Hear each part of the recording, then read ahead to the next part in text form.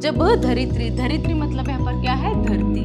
तो धरती जो है निर्धूम अग्निकुंड की तरह, जब तक नई पीढ़ी आकर जो है उन्हें यहाँ पर धक्का नहीं मारते, तब तक वो अपने सीट पर, अपनी जगह पर अड़े रहने की कोशिश वहाँ करते हैं। अद्भुत, अवधूत करके क्यों यहाँ पर प्रयोग किया गया है, क्योंकि चाहे सुख हो या फिर दुख हो, वो कभी भी हार नहीं मानता।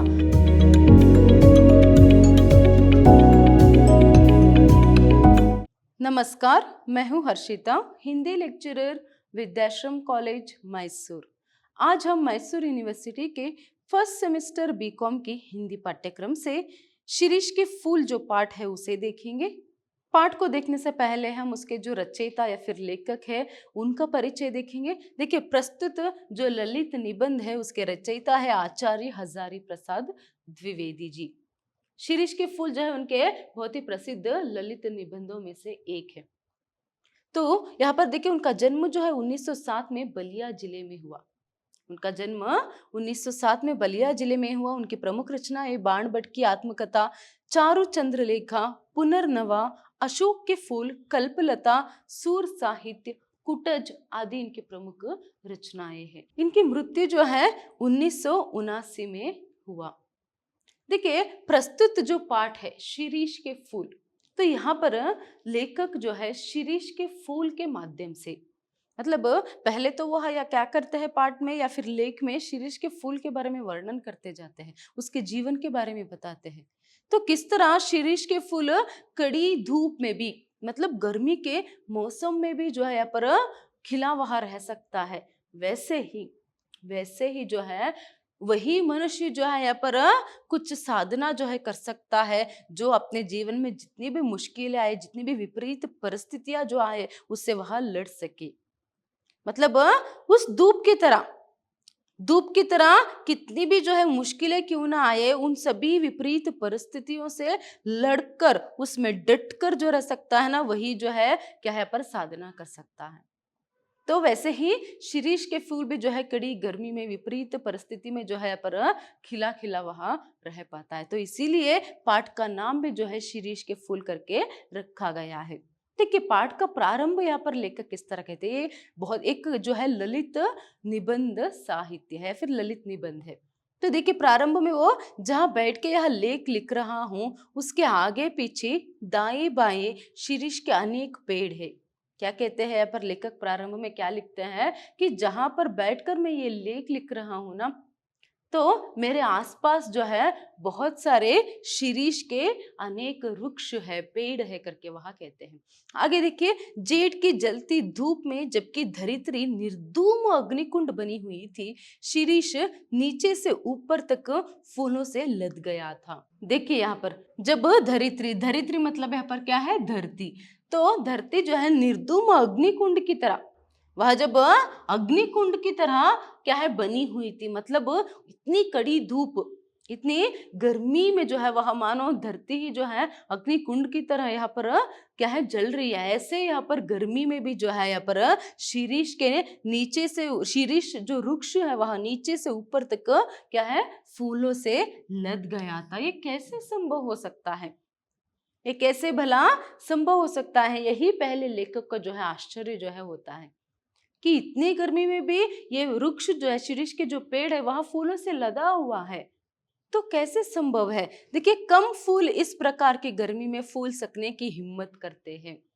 मतलब गर्मी के मौसम में भी क्या है पर खिले खिले रहना जो है, ऐसे हिम्मत जो है बहुत ही कम फूल में रहता है, ऐसे फूल सकने के हिम्मत बहुत ही कम फूल में रहता है करके यहाँ पर कवि लेखक जो है लिखते जाते हैं। नेक्स्ट देखिए, कर्णिकर और आरगवाद की बात में भूल रहा हूँ, वे भी आसपास बहुत है। देखिए, शिरीष के वृक्ष जो है वहां भी है, मगर उससे उसके साथ साथ जो है यहाँ पर कर्णिकर और आरगवाद की जो पेड़ है वहां भी है। तो यहाँ वो कहते जाते आगे कि कर्णिकर और आरगवत भी जो है यहाँ पर क्या है, इस कड़ी धूप में, इस गर्मी में भी जो है वहां भी खिले खिले है। यहाँ पर आप देख सकते हैं कर्णिकार और आरगवत को आप देख सकते हैं। देखिए, इस वृक्ष को हमने देखा ही, हमारे आसपास भी क्या है, हम इन पेड़ों को, इन फूलों को हम देख सकते हैं। तो ये कर्णिकार और आरगवत है। तो ऐसे कर्णिकार और आरगवत के जो क्या है फूल है वह भी क्या है शीरीष की फूल तरह ही जो है यहाँ पर हम क्या है गर्मी में भी, कड़ी गर्मी में भी जो है वह कड़ी धूप में भी खिले रहते हैं। तो शीरीष के फूल, कर्णिकार, आरगवत मतलब अमलतास जो है यहाँ पर ये सभी धूप में भी गर्मी में भी खिले रहने की जो हिम्मत है इनमें है। तो इस तरह यहाँ पर वह कहते जाते हैं। फिर इसके साथ साथ क्या है यहाँ पर पलाश के बारे में वो कहते हैं, मगर वो तो क्या है 15 दिन के लिए एक बार क्या है वहां खिलता है, फिर कुछ भी नहीं, फिर बाद में जो है 15 दिन में एक बार वहां खिलता है। तो उसके बारे में यहाँ पर कबीरदास जी ने एक बात कही थी, उसका वह वर्णन करते हैं। क्या कहते हैं? 10 दिन फूला फूली के कंकड़ बया पलास। मतलब क्या है वह कुछ ही दिन के लिए फूलते हैं, फिर बाद में क्या है वह क्या है सूख जाते हैं और कंकड़ जो है मतलब पत्थर में वह क्या है गिर जाते हैं, कंकड़ बया पलास। तो इस तरह से तो वो सभी उन्हें उतना पसंद नहीं है। तो उन्हें ज्यादातर जो आकर्षित करते वह क्या है यहाँ पर शीरीष के फूल है। तो आगे से जो है यहाँ पर वह शीरीष के फूलों के बारे में, शीरीष के वृक्षों के बारे में जो है वह कहते जाते हैं। देखिए वो कहते हैं कि शीरीष के वृक्ष बड़े और छायादार होते हैं। पुराने भारत का रईस जिन मंगलजनक वृक्षों को अपनी वृक्ष वाटिका की चहर दीवारी के पास लगाया करता था, उनमें से एक शीरीष भी है। देखिए यहाँ पर क्या कह रहे हैं लेखक, जो शीरीष के जो वृक्ष है वह बहुत ही बड़े होते हैं देखने में और उसके साथ साथ बहुत ही छायादार भी। आप यहाँ पर देख सकते हैं ये शीरीष के वृक्ष है और शीरीष के फूल देखिए इस तरह से रहते हैं। कुछ शीरीष के जो फूल है वह कुछ इस तरह से दिखते हैं। तो यहाँ पर ये वृक्ष है, वो पेड़ है। तो इन्हीं पेड़ों का वर्णन जो है फिलहाल लेखक जो है अभी कर रहे हैं कि शीरीष के जो पेड़ है वह बहुत ही बड़े बड़े रहते हैं और बहुत ही छायादार रहते हैं। और उसके साथ साथ तो पहले से भी भारत के रईस मतलब अमीर, रईस करते हैं पर क्या है अमीर लोग जो है अपने घर के आंगन में जो है इन वृक्षों को क्या है वह डालकर रखते थे। देखिए लेखक यहाँ पर शीरीष के बारे में और एक बात कहते हैं कि वात्सायन में कहा गया है कि यहाँ पर वाटिका के एक सघन छाया में जो है यहाँ पर झूला जो है झूल सकते हैं, प्रेम की झूला जो है वहां झूल सकते हैं करके। तो लेखक यहाँ पर कहते हैं कि क्या शीरीष के जो पेड़ है वहां कुछ कम है क्या, मतलब उसमें भी झूला जो है झूल सकते हैं। हालांकि उसकी जो डालियां है क्या है थोड़े से कोमल होते हैं, मगर उसमें झूला झूलने वाले की जो वजन है वह भी तो कम रहता है। तो इस तरह यहाँ पर लेखक जो है कहते हैं। फिर उसके बाद और एक बात जो है वह याद करते हैं कि अभी कोमलता की बात जो आई उसके संदर्भ में कि अभी शीरीष के जो डालियां वो थोड़े से कोमल है।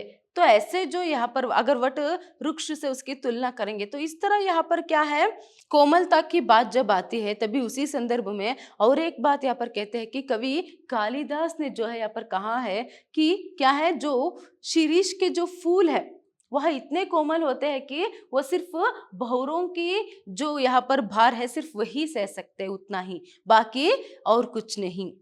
मतलब भंवरों के कोमल पदों के जो दबाव है सिर्फ उसे ही वह सह सकते हैं, इतने कोमल जो है शीरीष के फूल है करके यहाँ पर कहा था।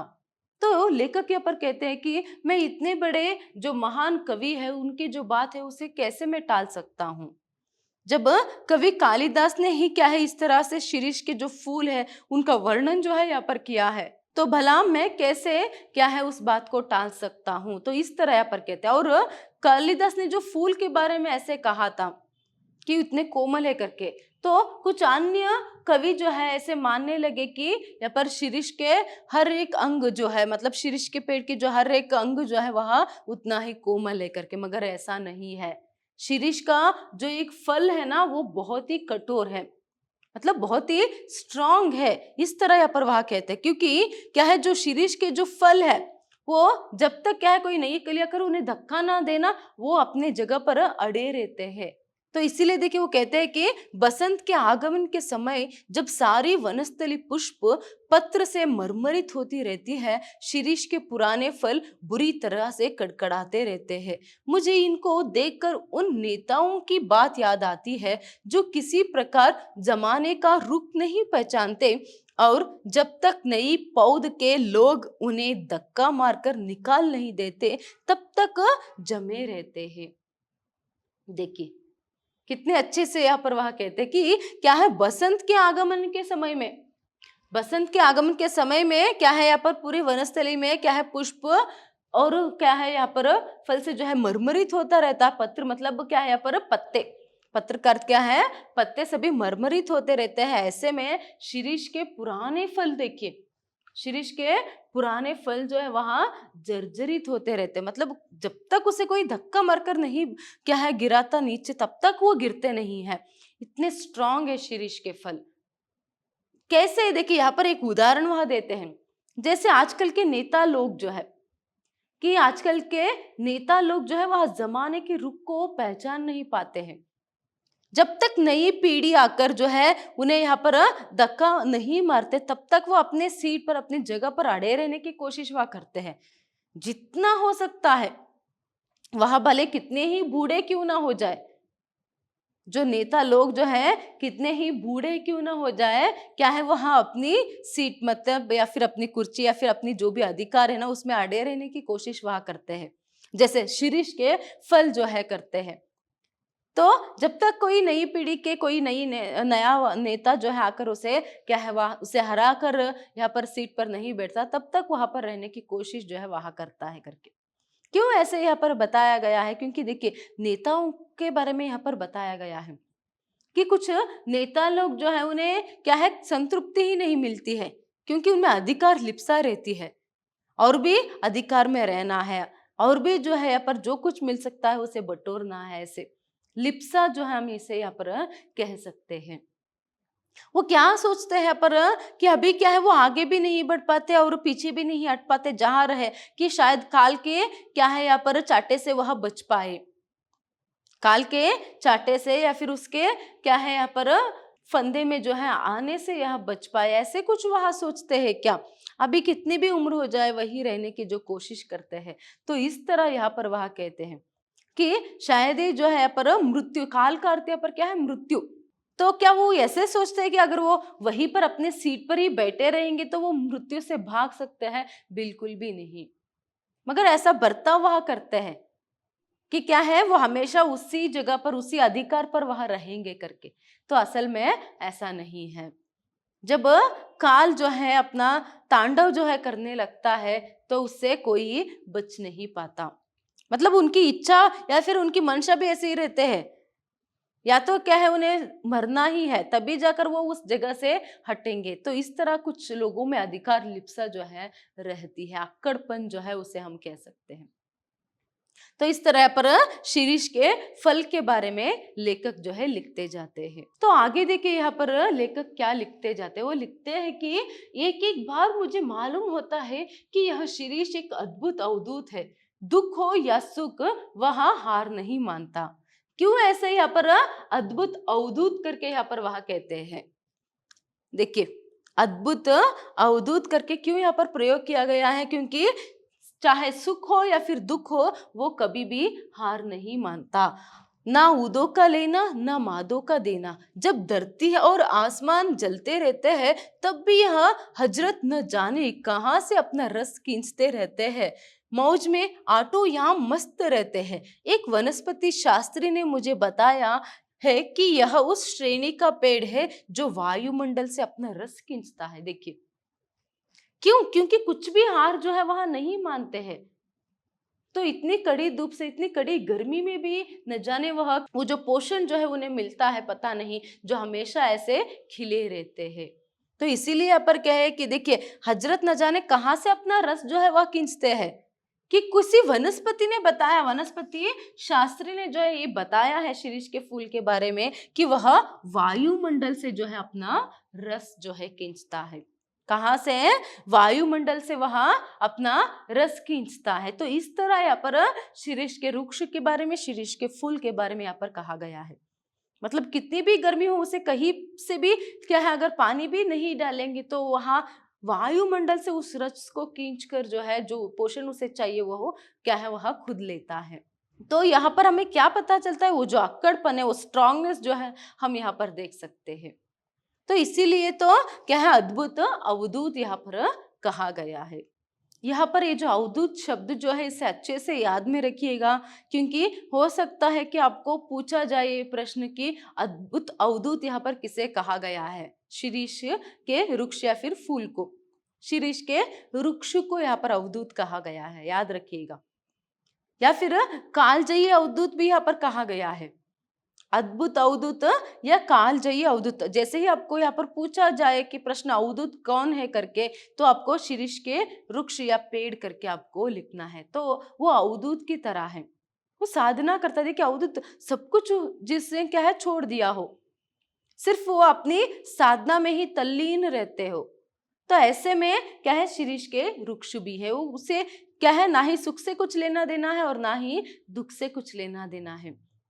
तो हमेशा क्या है, किस तरह एक अवधूत जो है निरंतर साधना में लगा रहता है ना, वैसे ही वह भी जो है निरंतर साधना में मानो लगा है। तो ऐसे कुछ लगता है, वायुमंडल से भी वहां क्या है, अपने रस को खींच सकता है।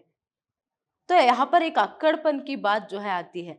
तो कबीर दास जी को यहाँ पर लेखक याद करते हैं कि कह सकते हैं कि क्या है, कबीर दास जी भी एक अवधूत है। वो क्या है, बहुत ही बेपरवाह थे, वो किसी से नहीं डरते थे, जो भी अपनी मन की बात है वो कह देते थे।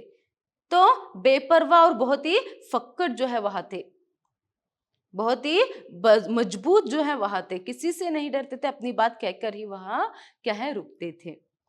तो इसीलिए कबीरदास जी को भी हम अवधूत कह सकते हैं। इस तरह यहाँ पर एक बात जो है लेखक कहते हैं।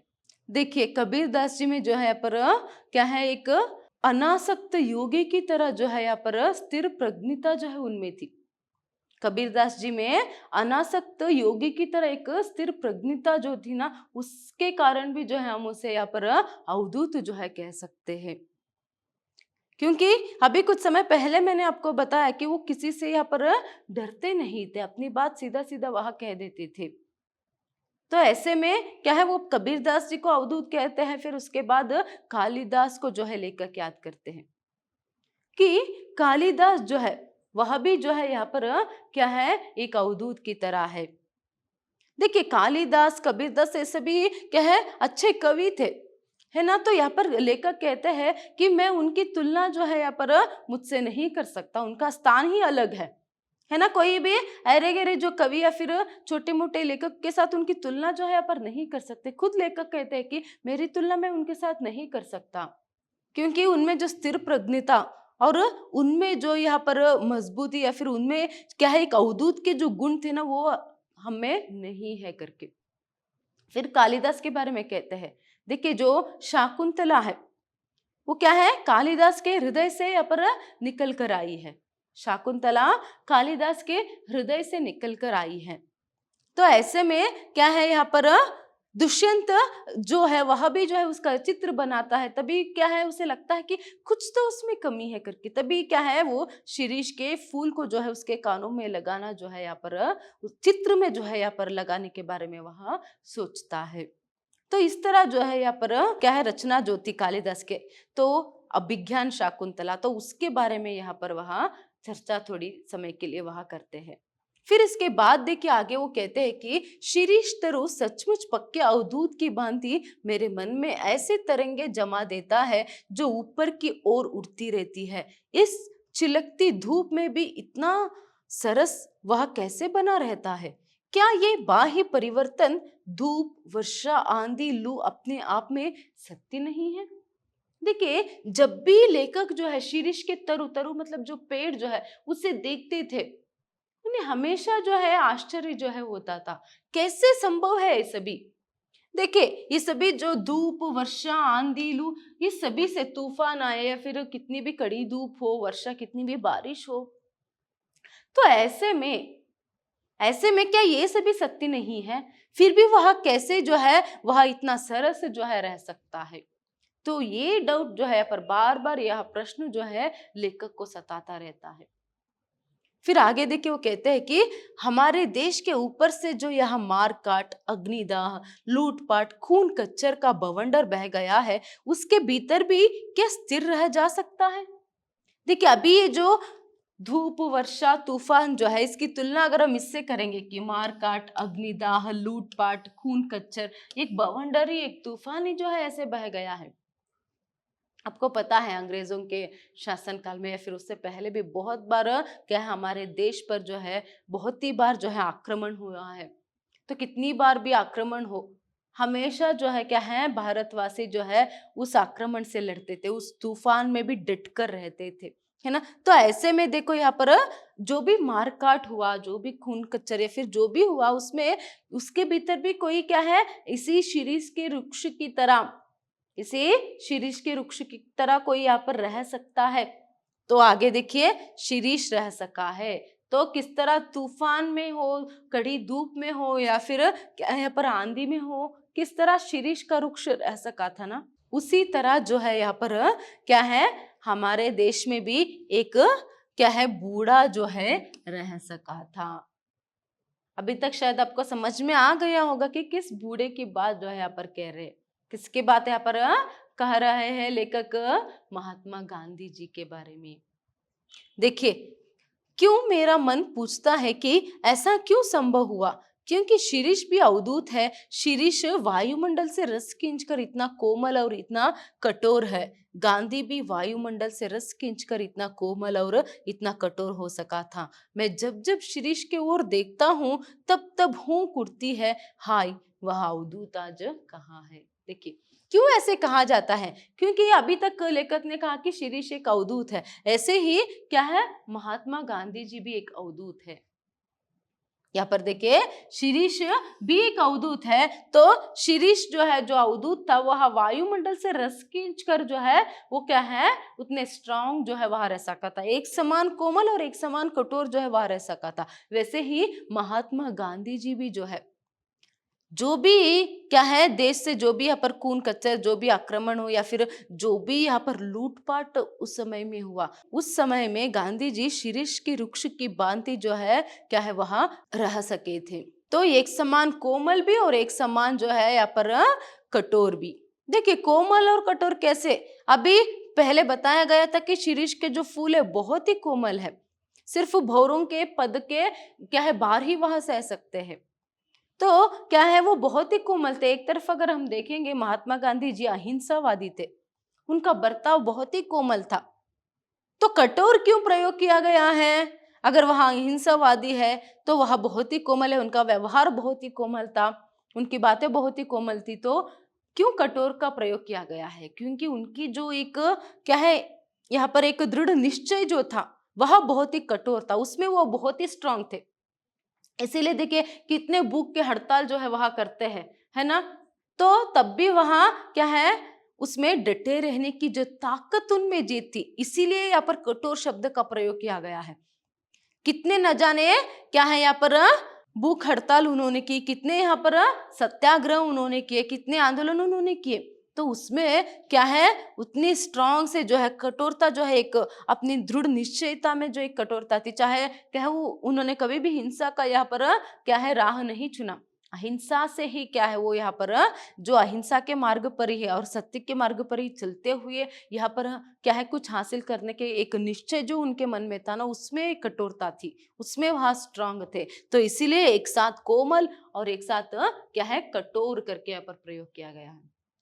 शीरीष वृक्ष की भांति ही, एक अवधूत की भांति एक साथ कोमल और एक साथ कठोर जो है एक बूढ़ा रह सका था, और वो कोई नहीं क्या है महात्मा गांधी जी ही है।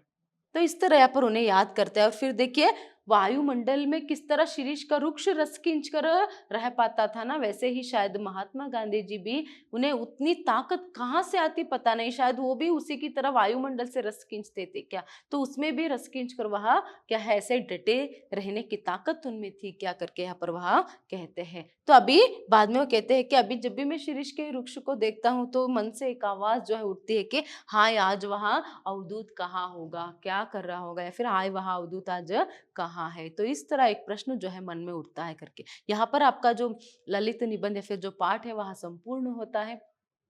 देखिए छोटी सी है, बहुत ही छोटा सा पाठ है यहाँ पर आपको। मतलब यहाँ पर पहले वो शीरीष के वृक्ष के बारे में, किस तरह वह गर्मी के मौसम में भी खिले रहते हैं, और उसके फूल की कोमलता के बारे में, फिर फल के जो कठोरता है, मतलब क्या है यहाँ पर एक मजबूती जो है उसके बारे में बताते हैं। फिर नेताओं के यहाँ पर क्या है बात जो है वहाँ करते हैं। फिर उसके बाद कबीरदास जी और कालिदास का जो नाम है वहाँ लेते हैं, कि वो भी कालिदास और कबीरदास जो है वह भी क्या है यहाँ पर एक अवधूत ही थे। तो इस तरह यहाँ पर वह कहते हैं। फिर उसके बाद महात्मा गांधी जी के बारे में वहाँ कहते हैं।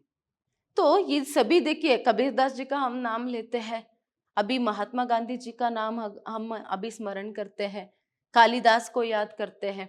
तो साहित्य क्षेत्र में उनको, और यहाँ पर महात्मा गांधी जी का नाम क्यों हम स्मरण करते हैं, आज भी वह क्यों याद में है? क्योंकि क्योंकि शीरीष के वृक्ष की भांति ही जो है, वो बहुत ही कितनी भी विपरीत परिस्थितियां हो, कितनी भी मुश्किलें सामने आए, वो उसी की तरह यहाँ पर डटे रहने की हिम्मत जो है वहां रखते थे, उतनी क्या है मजबूती जो है उनमें थी। तो इसीलिए क्या है यहाँ पर हर कोई जो है, हमें एक संदेश क्या मिलता है, हमें भी जीवन में जो है यहाँ पर शीरीष की वृक्ष की भांति ही एक समान कोमल और कठोर जो है रहना है।